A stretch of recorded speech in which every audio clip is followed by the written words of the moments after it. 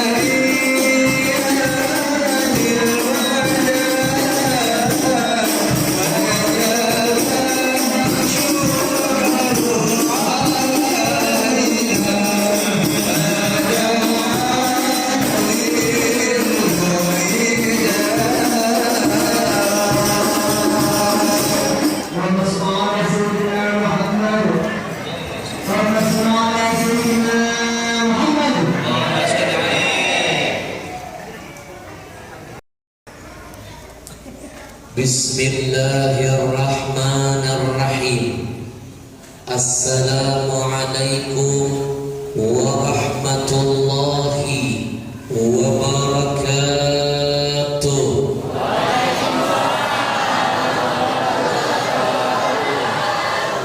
Bismillahi walhamdulillah wassalatu wassalam ala rasulillah wa ala alihi wa sahbihi wa man wala wa la hawla wa la quwwa illa billah.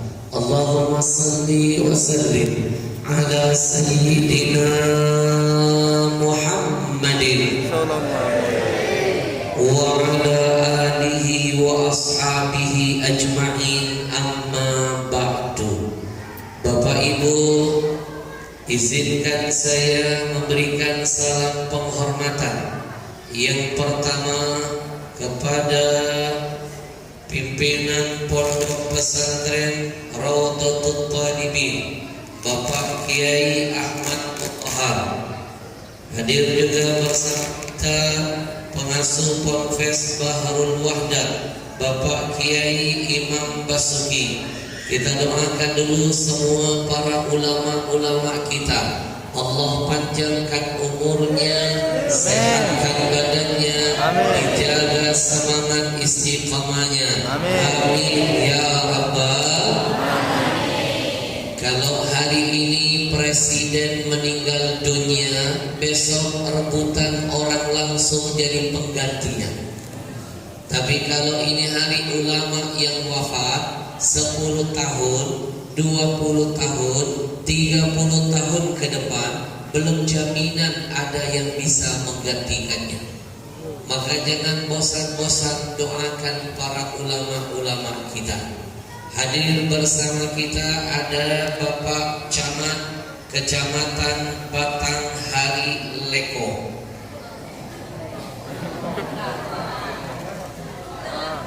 Tadi saya ngomong apa? Yang betul, yang ceramah siapa? Mulut siapa? Masalah buat lo. Masalah kecil dibesar-besar. Di negeri ini kita sudah terlalu capek melihat tontonan di TV. Masalah yang kecil dibesar-besarkan, masalah yang besar mau dikecil-kecilkan, bahkan ditutup-tutupi. Betul? Bapak Dr. Andes Yulianto MS.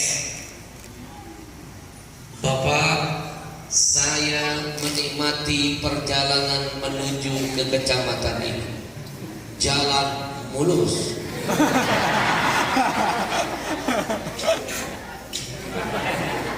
Off-road.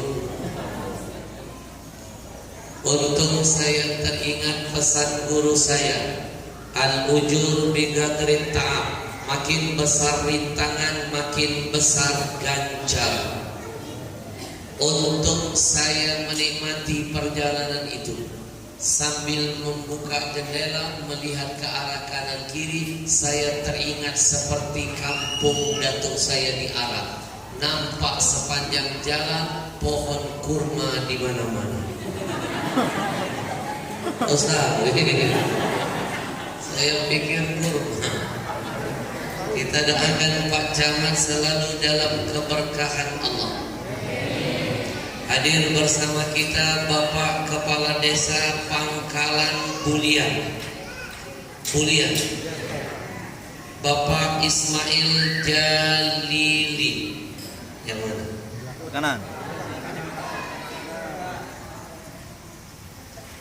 Hadir bersama kita Takmir Masjid Jami Al-Muttaqin Bapak Sayuti, dan segenap hadirin hadirat yang berbahagia, saimin saimat, mukminin mukminat yang pas sore ini, mudah-mudahan Allah berkahi kita menjadi orang-orang yang akan mendapatkan keberkahan di bulan Ramadan.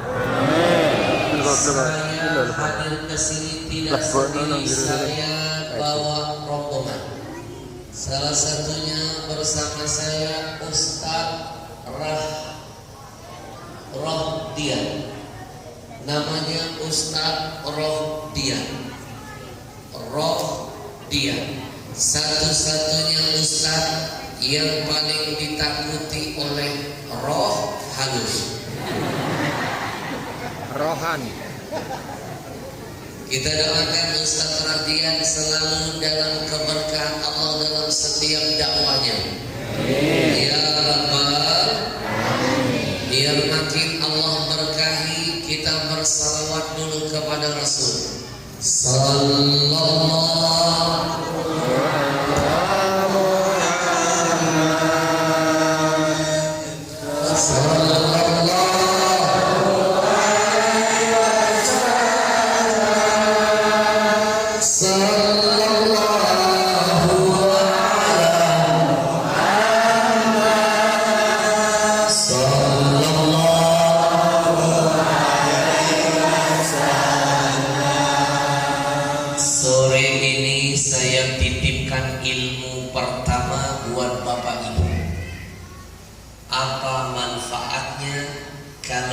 selalu bangga duduk di baris terdepan dalam semua kebaikan. Saya yang meminta Bapak Ibu maju ke depan, bukan panitia, karena sebagai tanda sayang saya. Biar keluar dari majelis saya, Bapak Ibu dapat ibadah plus dari Allah. Dalam beribadah carilah plus. Namanya fadhailul a'mal. Jangan kalah dengan 3 plus. Bapak Ibu, hari ini saya bocorkan manfaat duduk paling depan. Maka rugi yang duduk paling belakang. Mumpung belum saya bacakan hadisnya, ayo isi tempat yang kosong biar dapat kemuliaan hadis. Rugi nanti. Saya pastikan Kiai, hadis ini jarang didengar oleh jamaah, jarang. Saya pastikan Kiai, hadis ini sahih, sudah saya kaji. Saya pastikan jarang disampaikan oleh para ulama. Padahal hadis ini filosofinya sangat dahsyat. Saya bacakan hadisnya, saya yakin jarang didengar. Kita buktikan. Innallaha wa malaikatahu yusalluna. Ketahuan yang yusalluna ala nabi itu bukan hadis, itu ayat Al-Quran.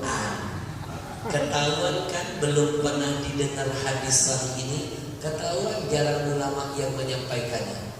Yang saya maksud hadis, redaksinya begini: Innallaha wa malaikatahu yusalluna ala safil awal.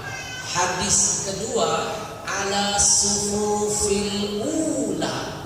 Sudah pernah dengar belum? Belum. Tadi enggak kedengaran? Dah. Orang udah serah-serah. Innallaha wa malaikatahu yusalluna ala safil awal. Redaksi kedua ala sufufil ula. Apa artinya? Sesungguhnya Allah beserta semua para malaikatnya sampai hari kiamat tidak berhenti bersolawat kepada siapa? Kepada orang yang mau duduk di baris terdepan dalam semua kebaikan. Jadi bukan cuma sholat saja kejar sop paling depan, bukan cuma membela NKRI saja berada baris paling depan, bukan cuma membela agama saja berada baris terdepan. Urusan menuntut ilmu jangan duduk di belakang, duduk di depan. Apa untungnya? Bukan cuma dapat pahala majelis ilmu, tapi dapat sholawat dari Allah. Yang kedua, salawat dari semua para malaikat sampai hari kiamat. Salawat Allah buat hambanya artinya rahmat.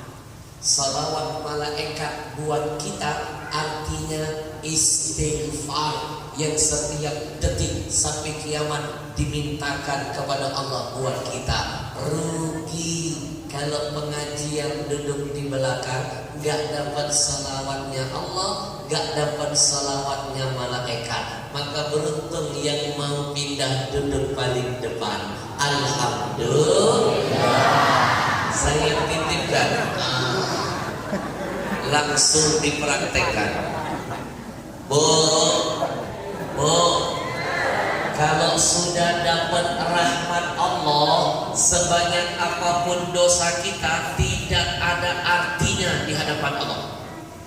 Jangankan dapat satu rahmat Allah, jangankan dapat rahmat Allah setiap saat sampai kiamat, satu saja bisa menghapus dosa kita. Bapak Ibu masih ingat gak cerita Nabi tentang seorang pelacur wanita malam, identik dengan zina, khamar, buka aurat, rentetan dosanya banyak. Tapi Allah ampuni, ditakdirkan masuk surga gara-gara dia memberi seteguk air kepada anjing. Gara-gara kebaikan yang kecil di mata dia besar di hadapan Allah, turun rahmat Allah untuk dia. Rahmat itu menghapus semua kesalahan masa lalunya.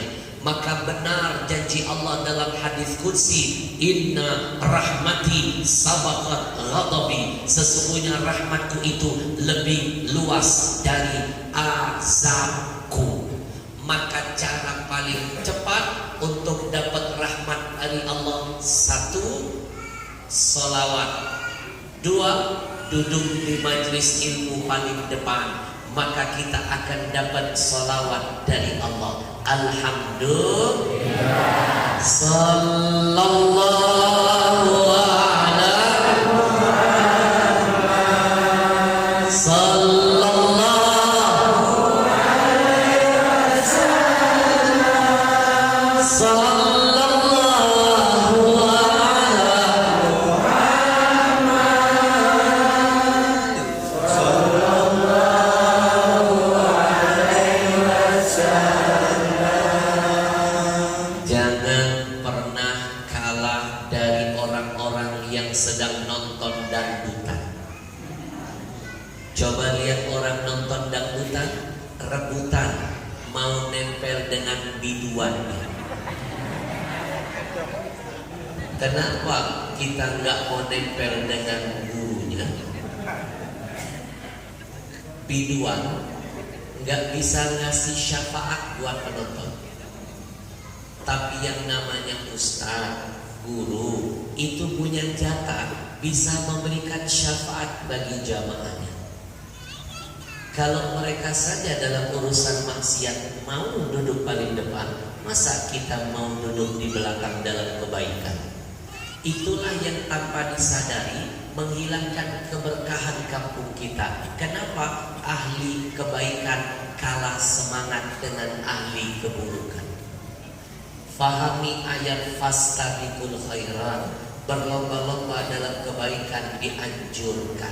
Kalau mereka semangat, kita ahli surga harus lebih semangat. Takbir! Allah. Itu pesan cinta pertama dari saya buat semuanya. Saya mau keluar dari sini, Bapak Ibu, ada manfaatnya, insya Allah. Izinkan saya memberikan ucapan ribuan terima kasih kepada Kiswa Center, karena wasilah dia, wasilah Kiswa Center, saya sampai di kampung ini. Siapa mereka?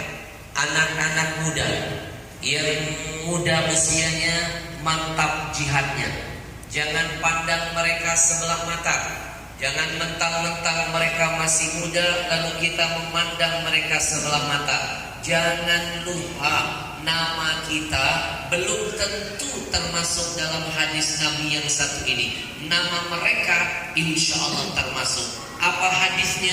Nabi ingatkan ada 7 golongan manusia nanti pada hari kiamat. Ketujuh golongan ini mendapatkan perlindungan dari Allah, di mana tidak ada perlindungan lain kecuali datangnya hanya dari Allah. Sab'atun yudhilluhumullah fi dhillihi yauma la dhilla illa dhillu. Salah satu di antara 7 nama mereka termasuk, nama kita belum tentu. Siapa yang termasuk? Syabun, kata Nabi, nasya'a fi ibadati rabbi, anak-anak muda yang menghabiskan masa mudanya mau berjuang, mau berjihad di jalan Allah, ngurusin agama Allah. Itu salah satunya kiswah setan. Mereka mau berjihad, menghadirkan para ulama. Bapak Ibu, saya dikirim di sini, yang biayain mereka, yang menghadirkan saya bukan gubernur, bukan bupati, bukan wali kota, tapi yang menghadirkan saya anak-anak muda yang sedang bergelora ingin terus menyenangkan Rasulullah. Bayangkan dari Jakarta saya ke sini naik pesawat. Biaya tiket pesawat yang bayar bukan panitia, yang bayar adalah kiswah setan. Bu, harga tiket pesawat mahal. Saya kemana-mana keliling Indonesia, mana pernah pergi sendirian. Saya selalu bawa gerbong. Saya bawa asisten. Salah satunya asisten saya yang langsing ini. Setiap hari ikut saya masuk ke tempat-tempat yang baik. Setiap hari ketemu saya dengan orang-orang yang baik. Setiap hari melakukan kebaikan. Bukankah kata Allah kebaikan menghapus keburukan? Innal hasanat yudhibnas sayyi'at.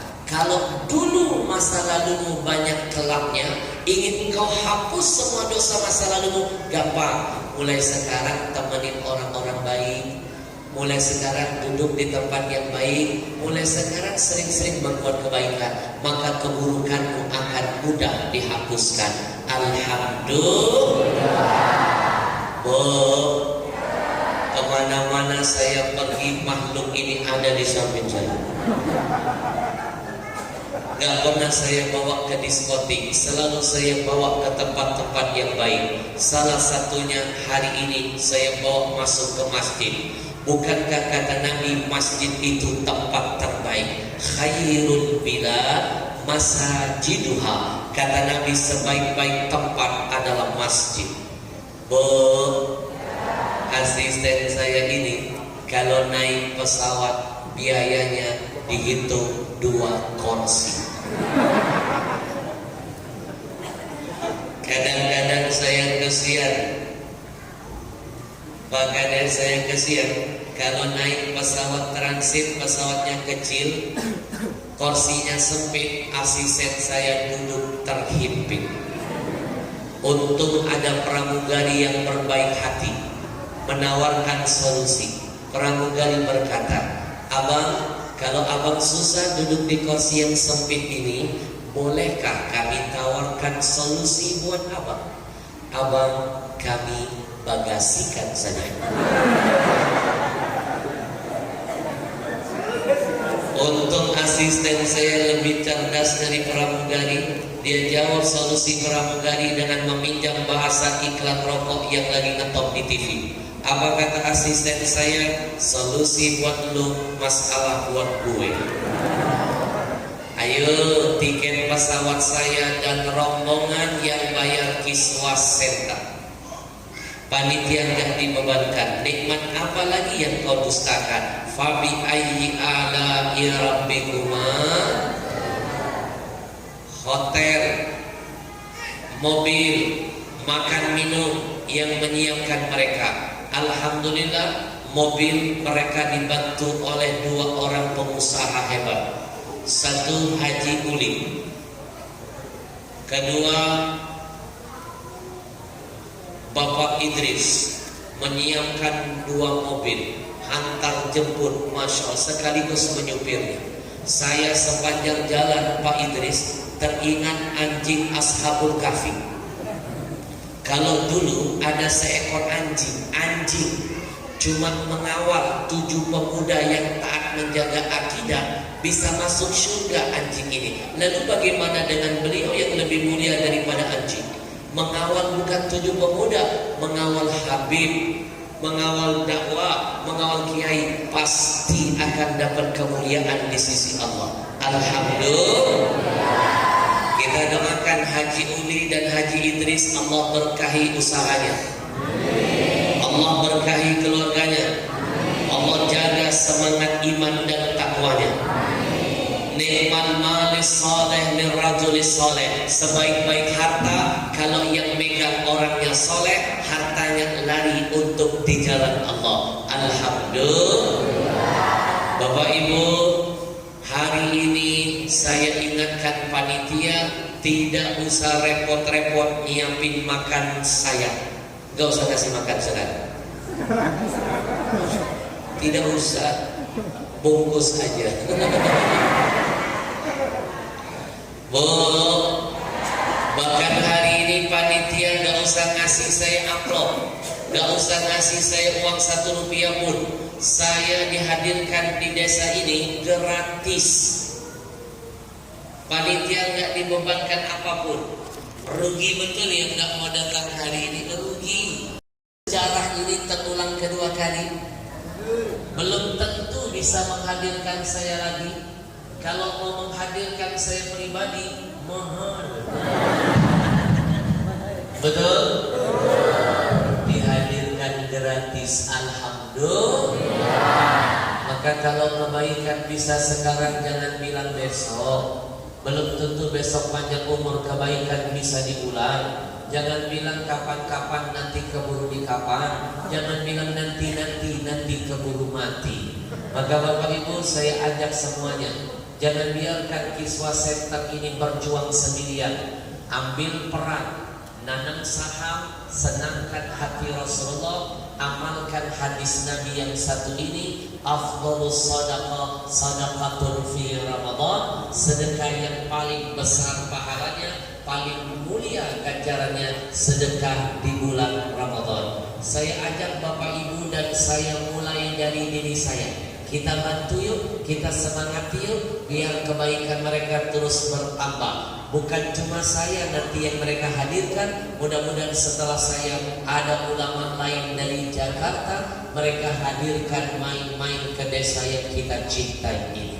Ayo siapkan infak terbaik, senangkan hati Rasulullah.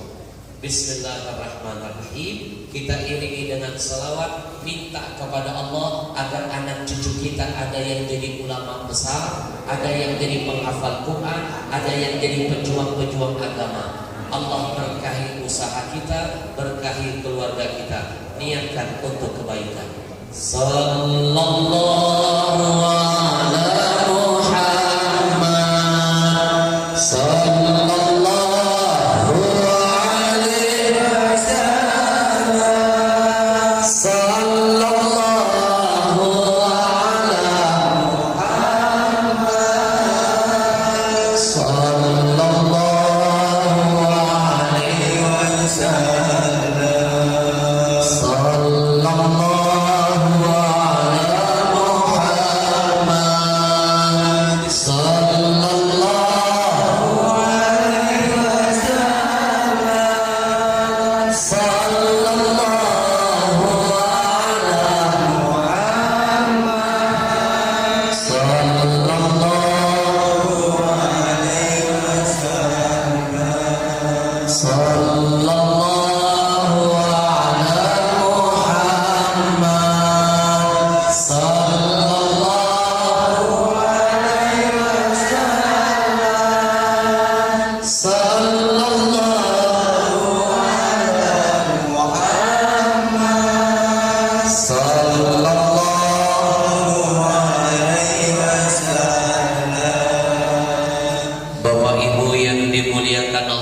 Kiswah Center tidak hanya menghadirkan ulama masuk ke kampung-kampung, tapi mereka berjuang bersama ulama mengajak semua masyarakat untuk menyenangkan Rasulullah melalui program wakaf Quran yang akan kita kumpulkan dan kita tebarkan. Jangan lupa, Quran itu mukjizat yang paling dicintai Rasulullah. Siapapun yang berjuang bersama Quran berarti sudah menyenangkan hati Rasulullah. Siapa yang menyenangkan Rasul, Allah tidak diam, Allah senangkan dia dunia dan akhiratnya. Alhamdulillah. Maka hari ini kajiannya singkat, padat, insya Allah. Saya pastikan, demi Allah, saya pastikan, apapun, siapapun yang menempel dengan Quran pasti ada keberkahan dan kemuliaan. Pasti. Percaya enggak? Percaya? Saya kasih contoh. Bapak Ibu, ini bulan apa? Kenapa cuma bulan Ramadan diberikan gelar Syahrul Mubarak, bulan yang penuh dengan keberkahan? Padahal banyak bulan-bulan lain loh. Ada Muharram, ada Safar, ada Rabiul Awal, ada Zulhijjah, Zulqaidah dan lain sebagainya. Kenapa cuma Ramadan dapat gelar Syahrul Mubarak? Semua kebaikan diberkahi di bulan ini. Yang sunnah dilakukan dapat pahala wajib, yang wajib dilipat gandakan. Kenapa cuma bulan ini? Mau tahu? Jawabannya, bulan ini dipilih Allah menempel dengan Al-Quran. Bulan ini terpilih bulan turunnya Al-Quran. Maka Quran yang memuliakan Ramadan. Alhamdulillah. Apapun yang menempel dengan Quran pasti mulia. Contoh kedua, Bapak Ibu, setiap hari ada malam-malamnya. Malam ini malam apa? Kamis. Malam Jumat. Malam. Oh, malam ini malam Jumat. Malamnya emak-emak. Antasan mereka semangat. Malam Jumat membunuh Yahudi katanya. Malam ini malam Jumat, malam kemarin malam Kamis, lusa malam Sabtu. Tapi kenapa hanya ada satu malam saja yang nilainya lebih mulia daripada 1000 bulan? Bukan 1000 malam, 1000 bulan. Malam itu disebut dengan Lailatul Qadar. Kenapa? Jawabannya, malam itu ditempel Allah dengan Al-Quran. Malam itu terpilih jadi malam turunnya Al-Quran. Maka malam itu mendapatkan kemuliaan dari Yang Maha Rahman.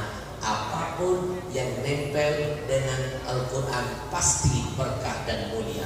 Alhamdulillah. Sallallahu ala Muhammad, sallallahu alaihi wasallam, sallallahu ala Muhammad, sallallahu alaihi wasallam.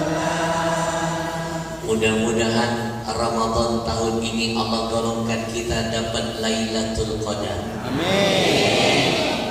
Guru saya titip pesan, selama di malam Ramadan, malam ganjil, kamu tidak berbuat maksiat, kamu bisa mendapatkan Lailatul Qadar. Bu, Nabi ditanya sahabat, kapan Lailatul Qadar? Nabi tahu persis tanggalnya, waktunya, tapi Nabi nggak mau ngasih bocoran. Nabi cuma ngasih kisi-kisi saja. Satu, kata Nabi, cari di 10 hari terakhir Ramadan. Sahabat bertanya lagi, kapan ya Rasul? Cari di tanggal ganjilnya, mulai malam 21, 23, 25, 27, 29. menurut Al-Habib Abdullah Al-Haddad yang gak pernah lewat setiap tahun dapat Lailatul Qadar, beliau ngasih bocoran. Nanti ibu pulang dari sini lihat kalender. Kalau seandainya di antara tanggal ganjil itu bertepatan dengan malam Jumat, bisa dipastikan itu Lailatul Qadar.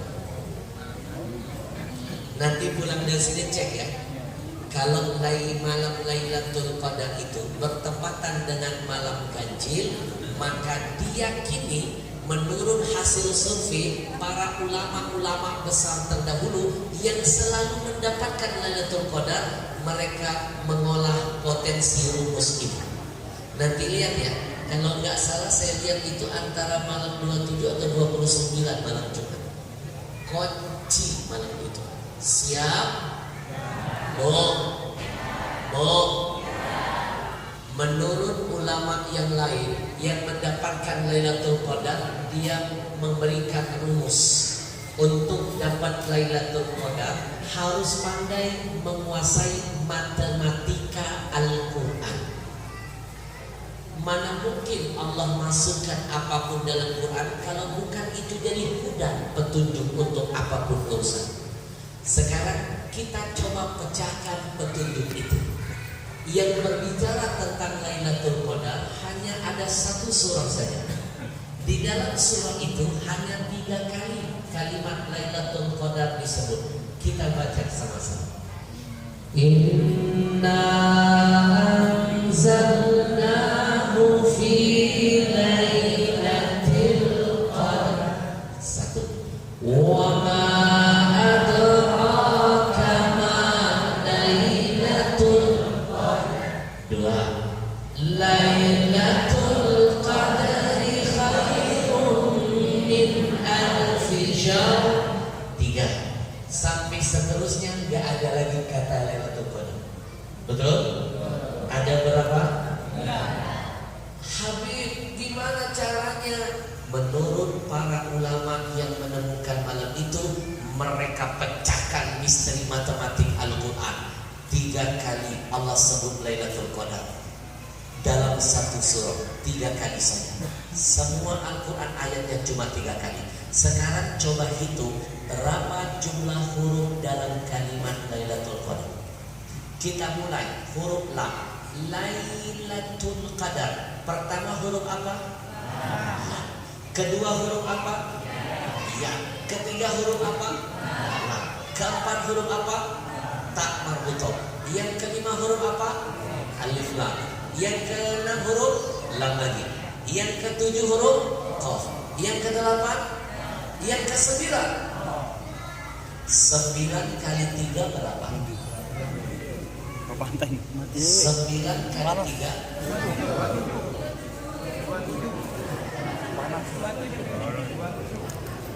Sekali lagi, 9 kali 3. Kunci di tangan itu isi dengan ibadah, khatam Quran, zikir, iktikaf di masjid.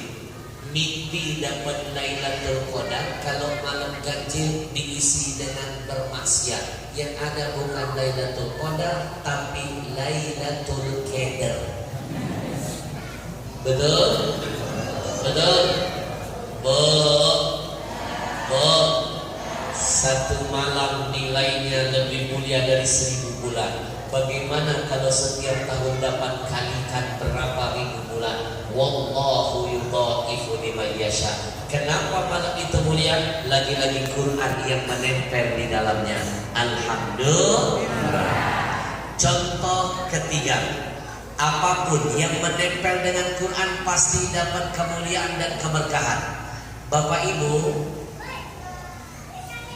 semua maaf, setiap malaikat punya kelebihan. Allah menciptakan malaikat banyak, tapi kenapa cuma ada satu malaikat yang dikasih gelar afdolul malaika? Malaikat yang paling afdol, Pak. Namanya Jibril alaihissalam. Padahal masih banyak malaikat secara fisik lebih besar dari Jibril. Banyak. Tapi kenapa Jibril yang lebih kecil kok dapat gelar malaikat paling mulia? Apa sebabnya? Jawabannya Quran ditempel setiap saat dengan Jibril. Kemana-mana Jibril bawa wahyu dari Allah turun kepada Nabi, karena Quranlah yang memuliakan Jibril. Maka demi Allah, apapun yang menempel dengan Quran, mau benda mati, mau benda hidup, pasti ada keberkahan dan kemuliaan. Alhamdulillah. Contoh keempat, ibu kenal Nabi Adam? Di mana kenalannya? Kalau kenal Nabi Adam berarti makhluk purbakala. Semua nabi punya pengikut, punya umat, betul? Kenapa dalam Quran cuma disebut satu umat saja, Pak, yang terbaik? Khairu ummah, umat yang paling terbaik. Umat yang lain kalah semua. Siapa umat itu? Umat Nabi Muhammad sallallahu alaihi wasallam. Padahal dari segi umur, umat Nabi singkat, pendek-pendek umurnya. Umat Nabi sebelumnya panjang-panjang. Nabi Adam ribuan tahun, Nabi Nuh 900 tahunan, Nabi Ibrahim 700 tahunan, Nabi Musa 500 tahunan, Nabi-Nabi sebelumnya ratusan tahun. Nabi kita cuma 63 tahun saja. Umur umatnya Nabi prediksi antara 60 dan 70 tahun. Kata Nabi, a'maru ummati ma baina sittin wa sab'in. Lihat saja, kata Nabi, nanti umur umatku antara 60 dan 70. Kalau ada yang lebih dari 70, gak banyak bisa dihitung dengan jari. Kita buktikan hari ini. Mohon maaf, ayah anda usia berapa? 74. Berarti ayah anda masuk zona aman. Dapat bonus 4 tahun dari angka 70. Kita cek lagi yang lain. Nenek usia berapa? 60 tahun. Zona mencemaskan. Karena tadi disebut Nabi, umur umatku antara 60 dan 70. Cemas.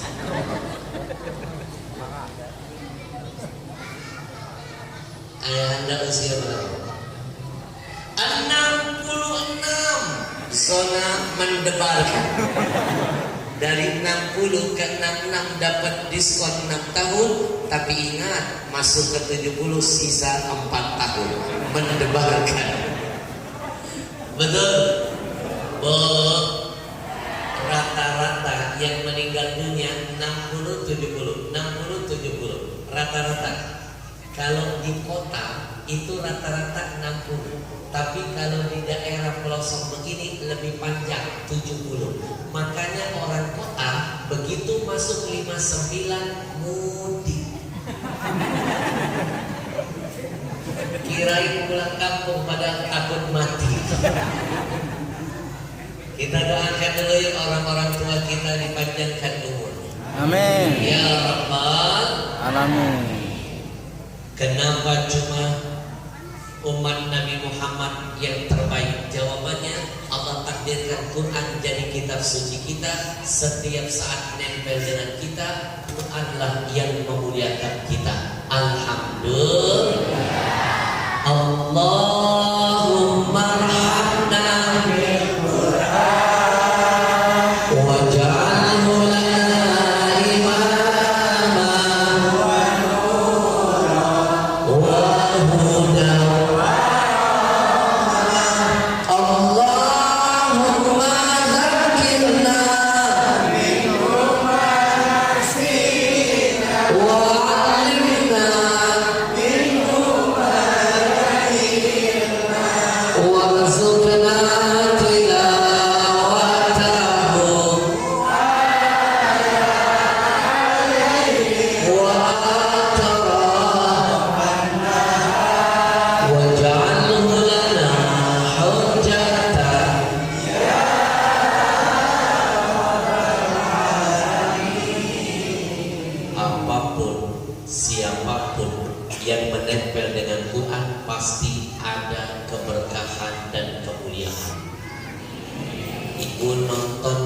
video. Nonton nggak video yang pernah viral? Ada sebuah pemakaman di Tangerang. Sebuah tanah dibeli oleh seorang pengusaha. Rencananya mau dibangun pertokohan, mall. Tapi karena ada kuburan, akhirnya mau gak mau yang beli tanah menyuruh bongkar kuburan, pindahkan ke lahan yang lain. Dibongkarlah kuburan itu satu persatu. Apa yang terjadi? Semua jenazah yang ada di dalamnya, jumlahnya ratusan jenazah, jasadnya utuh semuanya. Jangankan jasadnya, kain kafannya nggak ada lubangnya. Padahal tertulis di batu nisannya sudah terkubur, ada yang 40 tahun, ada yang sekian puluh tahun, masih utuh. Nonton nggak cerita yang itu? Heboh loh di TV. Nonton. Itu viral di Tangerang. Diselidiki, ternyata dulunya pemakaman itu pernah berdiri pondok pesantren tahfidzul Quran. Maka beruntung di sini ada pondok pesantren, karena itu akan menjadi sebuah benteng yang menunda turunnya murka Allah buat kita. Kalau di kampung ini ada pesantren, tempat baik, ada orang soleh, ada anak-anak yang tiap malam membaca Quran, disitulah bencana nggak jadi turun buat kita. Tapi kalau di desa ini banyak tempat maksiat, itu justru pintu masuk bencana akan Allah datangkan untuk kita. Maka bersyukur ada pondok pesantren, namanya apa? Ada pondok pesantren Raudhatul Talibin, pimpinan guru kita Kiai Ahmad Mutoha. Sekali lagi kita doakan beliau selalu panjang umurnya. Amin. Ya Rabbal Alamin. Bu, kejadian yang selanjutnya ini kejadian nyata terjadi pada santri kami di Pondok Pesantren Aryan Palembang. Ini kejadian nyata. Dan kejadian ini akan saya angkat jadi film layar lebar saya nanti kedua. Bu, saya mondok di pesantren Aryan Palembang. Saya lama mengajar di sana. Dulu beberapa belas tahun yang lalu, pondok pesantren kami, nggak nyampe, mungkin 9 tahun atau 10 tahun yang lalu. Pondok pesantren kami mengirim 20 santri masih kecil-kecil ikut lomba musabaqah hifdzil Quran yang diadakan oleh Pemda setempat. Kejadiannya persis di bulan Ramadan. Dari pondok, anak santri kami naik mobil lewat jalur darat, muter ke lokasi lomba. Nyampe di lokasi lomba, selesai lomba tengah malam, inisiatif ketua rombongan biar anak didik kami tidak terlalu lama pulang ke pondok. Akhirnya mereka memutuskan pulang tidak lewat naik jalur darat, tapi menyeberang Sungai Musi naik ketek. Karena pondok pesantren kami persis di pinggir Sungai Musi. 20 orang santri naik ketek. Manusia punya rencana, Allah Maha merencanakan. Nyampe di tengah sungai, ketek bocor, perahu bocor, 20 santri kami tenggelam semua di dalam sungai. Dan kami baru sadar, ternyata dari 20 santri itu hanya ada 17 santri saja yang bisa berenang. 3 santri lainnya ketahuan tidak bisa berenang. Dan ketiga-tiganya jadi korban tenggelam dalam Sungai Musi. Jenazah mereka bertiga baru ditemukan 4 malam 3 hari setelahnya. 4 malam 3 hari setelahnya.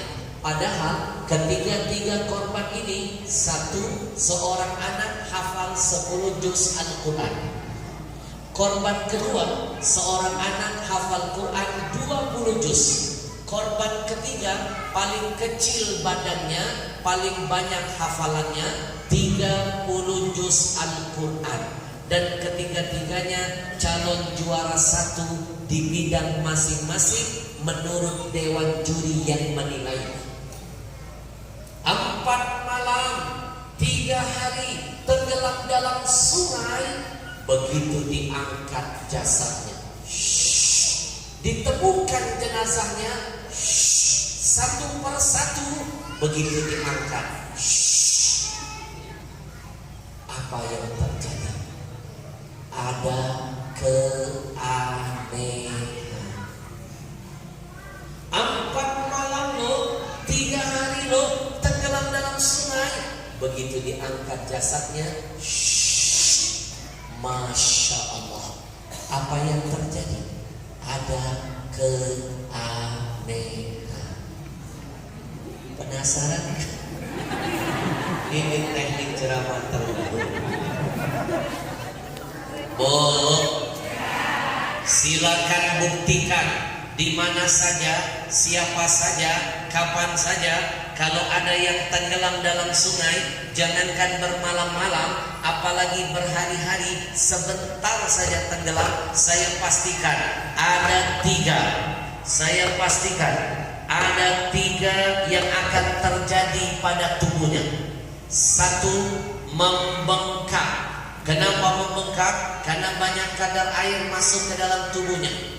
Kedua, membiru. Kenapa membiru? Karena dia pasti terombang-ambing, terbawa arus yang sangat deras, berbenturan dengan benda keras di dalam sungai.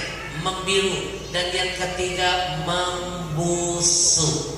Tapi ketiga-tiga santri kami 4 malam 3 hari tenggelam dalam sungai. Yang hafal 10 juz, 20, 30. Begitu diangkat jasad mereka bertiga, Masya Allah, ada keanehan.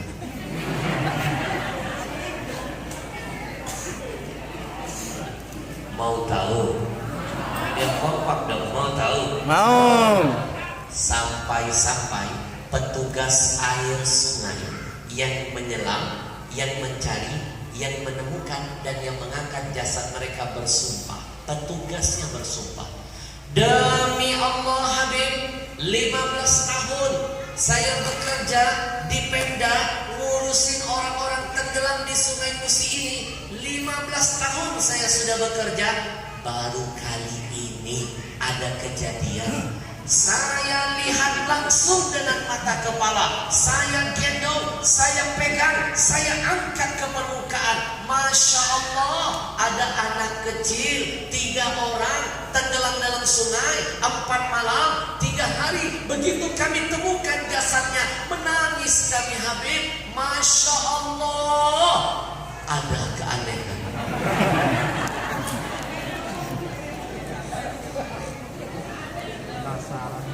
Apa kita lanjutkan tahun depan saja biar makin aneh. Penasaran kan? Satu hari sebelum santri kami tenggelam, persis 1 hari sebelumnya, ada kejadian menggemparkan di Palembang, heboh di surat kabar. Seorang wanita cantik jelita bunuh diri, terjun dari jembatan Ampera, loncat ke Sungai Musi, sungai yang sama tempat santri kami tenggelam. Kenapa dia bunuh diri? Karena ditinggal pergi calon suaminya. Undangan sudah dia tebak, catering sudah dia bayar, gedung sudah dia sewa, tapi mempelai pria meninggalkannya. Dia patah hati, putus cinta, memilih mengakhiri hidupnya, terjun ke Sungai Musi. Belum nyampe 1 malam jenazahnya ditemukan, belum genap 1 hari jenazahnya diangkat. Apa yang terjadi? Wanita ini bengkak, biru, busuk tubuhnya. Padahal belum nyampe 1 malam. belum genap 1 hari. Tapi santri kami 4 malam 3 hari. Begitu diangkat jasadnya, Masya Allah, ada keanehan. Oh, mau tahu keanehannya? Ketiga santri kami yang hafal 10 juz, yang hafal 20, yang hafal 30 juz, 4 malam 3 hari. Begitu diangkat jasadnya, Masya Allah, tidak bengkak loh, tidak biru loh, tidak busuk. Bahkan ketiga-tiganya tubuhnya mengeluarkan aroma harum semerbak. Wajah mereka bertiga tidak nampak seperti orang tenggelam. Wajahnya seperti orang yang baru naik mandi, senyum segar. Bahkan jangankan jasadnya dijaga Allah, auratnya pun dijaga Allah. Pakaiannya masih menutup badannya, sarung dan celananya masih menutup auratnya.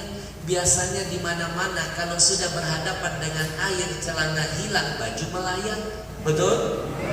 Bu, ibu tahu nggak kejadian tsunami bukan tenggelam, cuma disapu sebentar. Berapa banyak jenazah setelah itu ditemukan telanjang bulat, celananya hilang, padahal yang dia pakai celana jin. Celana jin itu ketat, harusnya kena air makin melekat. Ini celana jin hilang, padahal dia pakai celana jin. Haji Idris, celana jin. Kemarin ada ibu-ibu nanya, Habib, kalau mereka pakai celana jin, lalu jin pakai celana siapa? Ajak berantem nih mama. Oh, santri kami gak bengkak, gak biru, gak busuk. Bahkan di antara ketiga itu ada yang paling kecil, yang hafal 30 juz. Itu saking sayangnya dengan Al-Quran, dia tenggelam sambil memeluk Quran di dadanya. Dia sambil memeluk Quran di dadanya. Dia bawa mati menyertai kematian. Dia bawa tenggelam menyertai kematian. Padahal logikanya orang kalau nggak bisa berenang, ketika akan tenggelam, paling tidak 2 hal ini dia lakukan. 1, teriak-teriak minta tolong. 2, berusaha membuang beban apapun yang menempel pada badannya yang bisa membuat dia makin berat dan cepat tenggelam. Ini malah nambahin beban. Detik-detik perahu akan tenggelam, semua temannya yang 17 orang sudah memperingatkan dia. Kamu kan gak bisa berenang, lempar saja Quranmu, jangan kamu genggam, nanti kamu makin berat cepat tenggelam. Lempar Quranmu, lempar. Dia gak mau melempar Quran. Detik-detik akan tenggelam, dia peluk Quran sambil berkata, Quran, jadilah teman hidup matiku. Quran, jadilah sahabat hidup dan matiku. Hari ini aku peluk engkau di dunia, pastikan di akhirat peluk aku, tuntun aku sampai ke surga Allah. Dia bawa Quran tenggelam dalam air 4 malam 3 hari tenggelam, Qurannya tidak basah. Atasnya doang basah sedikit, dalamnya kering. Begitu jenazahnya dibalikan, kami semua berusaha melepaskan Quran di pelukannya, kami tidak kuasa. Seperti Allah bikin Qurannya menempel di tangannya, melekat di dadanya. Kami khawatir kalau kami paksakan nanti lengannya lepas. Kami biarkan dia terbaring sambil memeluk Quran, menunggu ibunya, seorang wanita solehah, janda, wanita mulia, tinggal di kampung. Ibunya ditelepon, Umi, alhamdulillah jenazah anak Umi sudah ditemukan. Umi bersyukur ya Mi, anak Umi sayang banget dengan Quran, hidup matinya gak mau pisah dengan Quran. Dia mati pun tenggelam sambil memeluk Quran. Umi, beruntung Umi punya penyelamat nanti di hadapan Allah. Berlari ibunya, meninggalkan kampungnya, melihat jenazah anaknya yang dibaringkan di dikelilingi puluhan ribu pasang mata. Ibunya menangis sambil berkata, "Nak, titip salam buat Rasulullah. Nak, sampaikan salam rindu Umi buat arwah ayahmu. Nak, tunggu Umi dan ayahmu di depan pintu surga. Nak, pakaikan mahkota terbuat dari cahaya di atas kepala Umi dan ayahmu. Nak, jadilah penyelamat kami berdua. Aku yang mengandungmu, melahirkanmu, menyusuimu, membiayai hidupmu. Demi Allah, hari ini aku sampaikan di hadapanmu, aku, ibumu, ridho dengan kematianmu. Nak, aku ridho dengan kematianmu. Nak, aku ridho. Mendengar kata ridho keluar dari mulut sang ibu, Quran yang tadinya kami tarik gak bisa lepas dengan sendirinya jatuh di kedua tangan ibunya. Benar kata Nabi, ridhollah fi ridhol walidain. Kalau orang tua ridho, Allah ridho. Kalau orang tua murka, Allah murka. Seolah-olah kami semua sedang dipertontonkan Allah tentang sebuah kisah kehidupan yang menggambarkan seorang anak yang soleh sedang menitipkan kunci surga kepada seorang ibu yang berhati mulia. Saya baru ngasih bocoran sedikit cerita film ini, sudah banyak yang termehek-mehek meneteskan air mata. Saya pastikan cerita ini kalau saya perjuangkan jadi film layar lebar akan dahsyat manfaatnya, terkhusus buat anak-anak kita, biar makin dekat dan sayang dengan Quran, hidup dan mati bersama Al-Quran. Allahumma arhamna bil Quran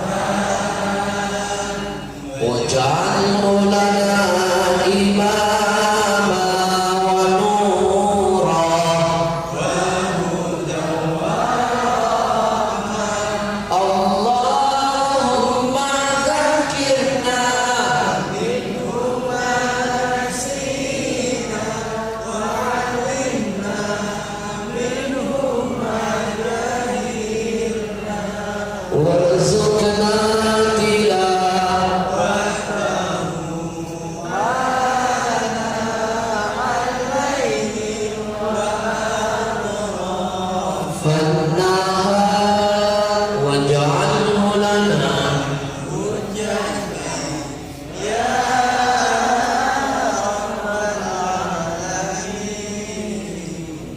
Kenapa anak itu diberikan kemuliaan dan kekhususan oleh Allah? Karena dia menempel dengan Al-Quran. Bapak Ibu, cerita ini mengingatkan dengan pesan Nabi. Nabi pernah kumpul dengan para sahabat lalu bertanya. Nabi katakan, Inna lillahi ahlina minan nas. Sesungguhnya di antara kita manusia ada sekelompok orang nanti akan dianggap Allah sebagai keluarganya. Dianggap keluarga oleh presiden, pasti banyak proyeknya. Minimal ibu kota baru. Apalagi dianggap keluarga oleh Allah, pasti banyak fasilitas yang tidak dimiliki hamba lainnya. Para sahabat bertanya, "Ya Rasul, siapa keluarga Allah itu ya Rasul?" Ahlul Quran, ahlullah. Orang yang dekat dengan Quran, cinta dengan Quran, memuliakan Quran, maka dia adalah keluarganya Allah. Maka hari ini saya ajak Bapak Ibu daftarkan dirinya menjadi keluarga Allah melalui program Wakaf Al-Quran bersama Kiswa Center. Kita kumpulkan Quran di sini. Nanti silakan bagikan sendiri di sini. Dari Bapak Ibu untuk Bapak Ibu sendiri. Dari kita untuk kita berkahnya menjaga desa kita dari murka dan bencana. Bukan buat saya, bukan buat Kiswa, kami hanya wasilah saja. Alhamdulillah. Baik, sebelum kita masuk ke segmen wakaf, saya mohon izin 1 menit ke depan. Bu, sekali lagi saya ingatkan, apapun yang menempel dengan Quran ada keberkahan. Salah satunya air yang satu ini. Ibu kalau lihat air ini, botolnya hijau, wah mereknya Ajwa, minum nanti pas buka. Minum, beli, makan, kasih anak cucu. Ini minuman sangat berkah. Minuman ini tersehat nomor 1 setelah Zam-Zam dan sudah mengalahkan semua minuman di Indonesia semuanya. Kenapa? Karena minuman ini dikhatamkan 30 juz Al-Quran di setiap mata air yang ditemukan. Dibikin pabrik, produksinya didengarkan Quran. Sekali lagi, apapun yang menempel dengan Quran ada keberkahan. Di Jepang pernah diselidiki Pak, ada botol minuman dibuka tutupnya, didengarkan musik, kristal airnya hancur berantakan. Tapi botol kedua dibuka tutupnya, didengarkan lantunan ayat Al-Quran, kristalnya indah dan menawan. Wa nunazzilu minal Qur'an ma huwa shifaa'un wa rahmatun lil mu'minin. Quran diturunkan buat kita jadi obat dan rahmat. 1 menit kita akan buktikan dahsyatnya ayat Quran. Kita adu dengan minuman terbesar di Indonesia, masih disegel. Saya lepaskan merek, masih disegel. Semua minuman di Indonesia sudah dikalahkan oleh Ajwa. Makanya namanya Ajwa, Ajaib Water. Silakan lihat ke depan. Kita akan tuangkan minuman ini ke botol, ke cangkir pertama. Nanti kita teteskan betadin beberapa tetes, lalu kita aduk. Ngaduknya jangan pakai sendok besi, zat besi merusak kandungan air. Pakai plastik atau sedotan. Bapak Ibu, untuk sehat jangan sibuk jaga makan, jaga dulu minuman. Karena tubuh kita lebih banyak butuh minum daripada makan. Lihat ke depan, kita teteskan. Apalagi dalam kondisi puasa, badan harus sehat.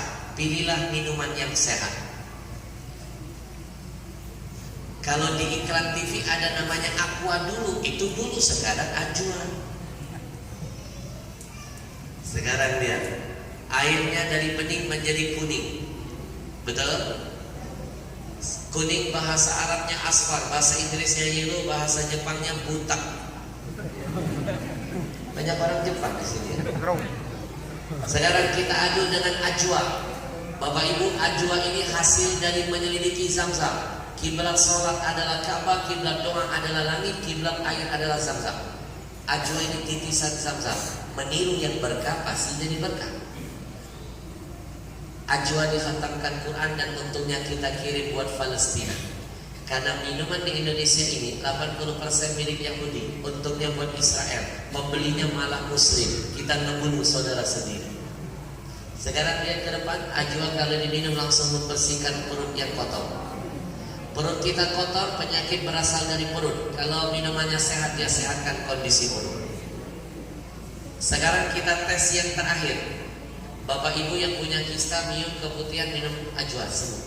Bapak-bapak yang kena gula, kolesterol, asam urat dan sebagainya, minum Ajwa. Termasuk kanker semua. Masya Allah. Sekarang lihat ke depan.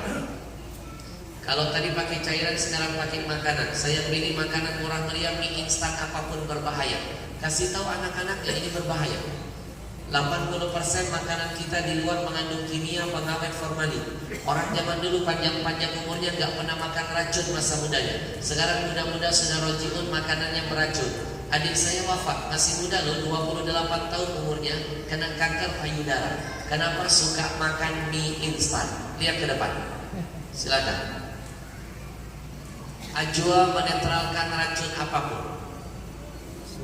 Masih berani makan mie, begini perutnya. Kasih lihat ke kanan dan ke kiri. Kasih lihat Pak Camat. Ini baru 1 sendok mie masuk ke perut anak kita. Angkat yang biru-biru. Ini baru 1 sendok, belum 1 bungkus, belum bumbunya, belum tiap hari dimakan. Inilah kimia pengawet formalinnya. Air yang gak ada antioksidan, itu racun dan ini akan jadi kanker, pasti mematikan. Tapi kalau minumannya Zam-Zam atau Ajwa, dia netralkan. Karena Ajwa belajar dari kandungan Zam-Zam. Minum Ajwa dapat sehat dari Zam-Zamnya, dapat berkah dari Qurannya, dapat amal karena menyumbang Palestina. Banyak fadhil amalnya. Baik, terima kasih. Jangankan racun, minum Ajwa yang kena sihir bisa sembuh. Karena Quran menyatu di dalamnya. Nanti dapatkan Ajwa di luar masjid, niatkan dapat sehat, dapat berkah, dapat amal, dan niatkan untungnya kita pakai untuk Palestina. Berkah insya Allah. Sallallahu alaihi wasallam.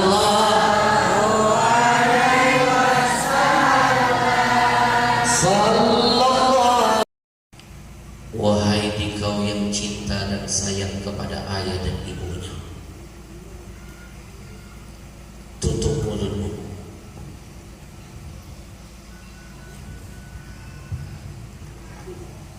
Bayangkan wajah ayah ibu. Bayangkan seolah-olah hari ini kau sedang berhadapan dengan orang tua.